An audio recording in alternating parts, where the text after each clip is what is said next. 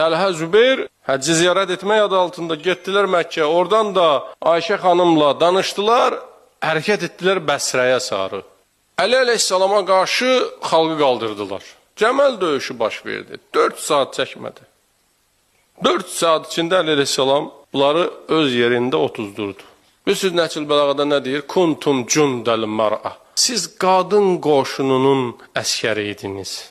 Bir qoşunun ki, rəhbəri qadın olar, siz nə kişisiniz gedib düşürsünüz, o qoşunun üzvü olubsuz.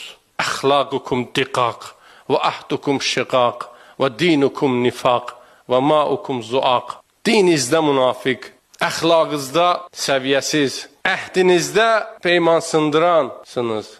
Ayşə xanımı da əsir elədilər. Amma toxunmadılar.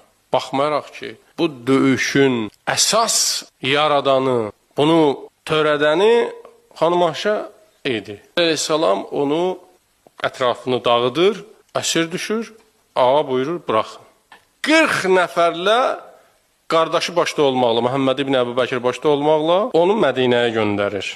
Aleyhissalamın ədalətinə bax.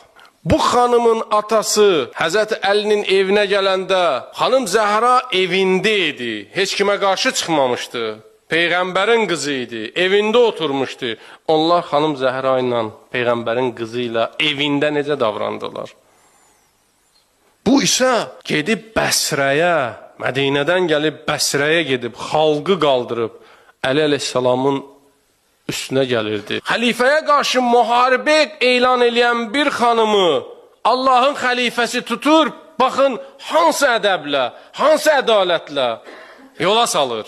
Buna deyirlər, öz nəfsinizin qabağında qiyam eləyin, düşmənçilik sizi ədalətsizliyə sürükləməsin. Bəşərin seçdiyi xəlifə olsaydı, deyərdi, qisasın vaxtıdır. Amma bununla belə, baxın nə deyirdi bu xanım? Deyir, Əli əleyhissalam mənimlə pis davrandı. Çünki mənə mühafizəçilər verib kişilərdən ibarətdir. Və bu Allahın Rəsulunun hörmətini qorumur. Allahın Rəsulunun həyat yoldaşını bir dəstə kişi ilə Mədinəyə göndərib. Gəlib deyir, Mədinəyə çatanda fələmmə rəətnə nədəmət və qalət cəzallahu ibn Əbi Talib xayra. Mədinəyə gəlib çatanda bunlar başlarını açdılar, gördülər 39 qadındır, bir də qardaşı Məhəmməd ibn Əbi Bəkirdir. Bu Əli ədalətidir, mədəniyyətidir.